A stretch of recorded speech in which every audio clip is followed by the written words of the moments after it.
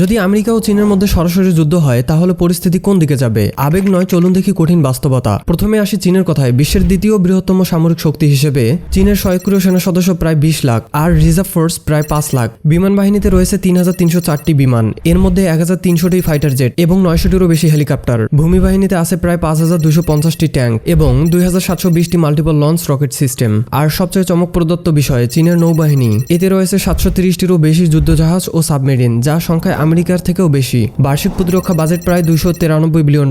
এবার চলুন ফিরে যাই যুক্তরাষ্ট্রে।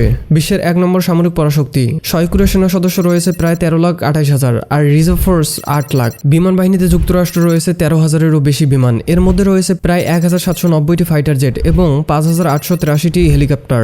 ভূমিতে রয়েছে 4640টি ট্যাঙ্ক এবং 641টি মাল্টিপল লঞ্চ রকেট সিস্টেম। আর নৌবাহিনীতে রয়েছে 440টি যুদ্ধজাহাজ ও সাবমেরিন। সবচেয়ে গুরুত্বপূর্ণ বিষয়, যুক্তরাষ্ট্রের বার্ষিক প্রতিরক্ষা বাজেট প্রায় $895 বিলিয়ন, যা পৃথিবীর যে কোনো দেশের চেয়ে অনেক বেশি।